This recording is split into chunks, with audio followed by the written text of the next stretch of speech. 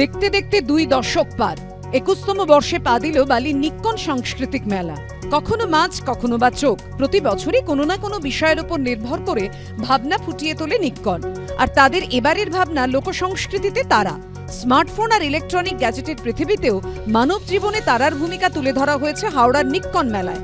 গান, নাটক, আবৃত্তিতে যেমন সাংস্কৃতিক অনুষ্ঠানের আয়োজন করা হয়েছে, তেমনি মিশর ও ভারতবর্ষে কিভাবে তারা মানব জীবনের গতিকে প্রভাবিত করেছে তা উপস্থাপনার মাধ্যমে তুলে ধরেছে স্কুল পড়ুয়ারা।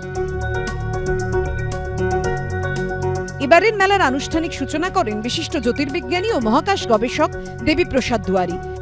তারা হচ্ছে এই কারণে যে আমাদের জীবন, মানব সভ্যতার একদম সূচনা যদি দেখি, যখন আদিম মানুষও ছিল তখন পৃথিবীতে দাঁড়িয়ে তারা যেটা আকাশের দিকে দেখতো, রাতের আকাশে তারা সেটা দেখতো তারা, আর দিনের আকাশে ছিল সূর্য। সূর্যও যদি একজন তারা, একটি তারা, আমাদের কাছের তারা, সেই জন্যে আমরা এবারে বিষয়কে তারা করেছি। তারা না থাকলে আমাদের জীবন বা জগৎ সংসার কিছুই চলতো না। এবারে নিক্কন মেলায় অংশ নিয়েছে 17টি স্কুলের পড়ুয়া। এখানে হচ্ছে প্রাচীন লোককথায় যে তারামণ্ডলের প্রভাব এবং যে ভূমিকা বন্যার সময় নির্ধারণ এবং যে ফসল রোপণের সময় নির্ধারণ, এইসবের বিষয়ে আমরা আলোচনা করেছি। আমাদের অতি পরিচিত যে নক্ষত্র মণ্ডলীগুলো আছে ওগুলো নিয়ে আমরা আলোচনা করছি, এই টপিকের ওপরই আমরা আলোচনা করছি। রামচন্দ্রপুর তরুণ দলের মাঠে নিক্কন মেলা চলবে রবিবার পর্যন্ত। ভাস্কর ঘোষের রিপোর্ট, এবিপি আনন্দ।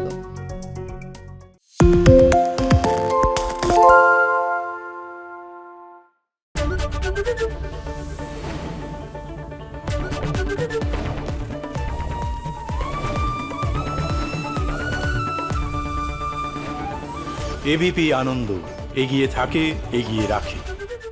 পালিয়েছে তাই নাকি? রাত্রে বাংলা গুজব চায় না, বাংলা খবর চায়। বাংলা খবর, বাংলার খবর। শুনতে পাচ্ছি না, বল না। আরে 10 টাকাটা ব্যাপার নয়, আজকে 40 টাকা দিচ্ছি, কারণ 40 টাকা। বাংলা গলাবাজি চায় না, বাংলা খবর চায়। বাংলা খবর, বাংলার খবর। সত্য অন্তহীন, সত্যের খোঁজও তাই, সত্য সন্ধানে তাই আমরা অক্লান্ত, অকুতভয়। এবিপি আনন্দ নতুন ভাবনার প্রতীক, যা মনে মুক্ত, তথ্যে যুক্ত এবং যাবতীয় সীমানার বাঁধন থেকে মুক্ত।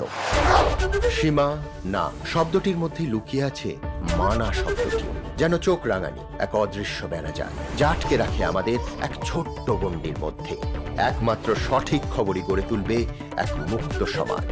সেই জগৎ গড়ার লক্ষ্যে কোনো সীমানার ঠুকুটি আমরা মানব না। এবিপি আনন্দ, এগিয়ে থাকে, এগিয়ে রাখে।